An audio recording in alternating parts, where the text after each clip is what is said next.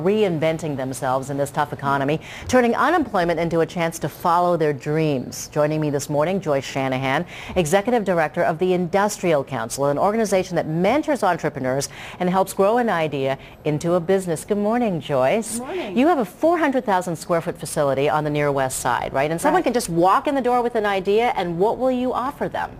We will offer them a space in our Incubator building. ICNC is the Industrial Council of Nearwest Chicago. We're an industrial council representing all the companies in the Kinsey corridor, 400 members. And we also own a 410,000 square foot incubator building. And you have grants to actually help people for everything from employment, employing people to coming up with a business plan. We get $500,000 a year. So in addition, probably the most important thing we offer our tenants is below market rent. And as a business owner, that's key, is to be able to save money right there.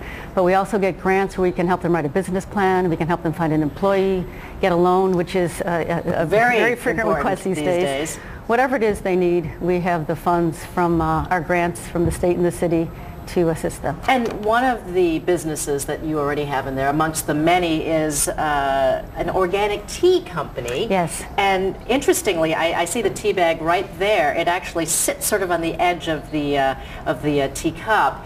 And there's a plantation in India, and they came to you just with an idea? Well, actually, the owner's family grows tea in India, in the Himalayas, and he brings the tea to Chicago, and they package it in this unique packaging here, and the hot water goes right through the tea bag. They hire over 25,000 workers in the Himalayas, and they bring the tea here. And you also have a 3D copying company, very interesting, making models in a 3D sort of way. So really, someone can walk in the door with an idea and get all the help that they need from the Industrial Council. All right, Joyce Shanahan, thank you so much for helping us with that. We actually want to meet some of these business owners as well. Each one has a very fascinating story. We're lucky to live vicariously through their dreams here. We are. We're going to come back and meet 3 business owners, what they make, and how they're making it work in this economy next. We now continue our conversation with 3 business owners who took charge of their lives and created new businesses from old ones, or found ways to turn a passion into work. Let's start with Jenna Oblak-Galassi. Your company is Galassi, and you make gelassi and you make countertops, but they're all recycled products, correct? Correct. And you started off as a construction business? We started in construction, and my husband Garrett and I, we moved into green construction, and we could see where businesses were headed and where the future was going to be. So we began looking for recycled products in our green buildings. We couldn't find any recycled glass countertops. And you said, we'll do it ourselves. We saw, exactly. And we thought it would be easy, but no, it's not that easy. It's never easy, but you've been successful. These are all, how much of it, what percentage of it is recycled products? At least 80% and sometimes up to 90% recycled products. And one of the things we've done is bring our sources closer and closer to the point where now we're sourcing all of our materials right here in Chicago. All right, Jenna, thank you. Thank you. Now let's talk about coffee. And on a morning, in the morning, it's a great thing to talk about. Eric Lucas, your company is? My company is Bean and Body, and we are a new line of health and wellness coffees that's available in Whole Foods Chicago. And what we do is we take Rainforest Alliance certified organic coffee, and we blend it with unique things like green tea.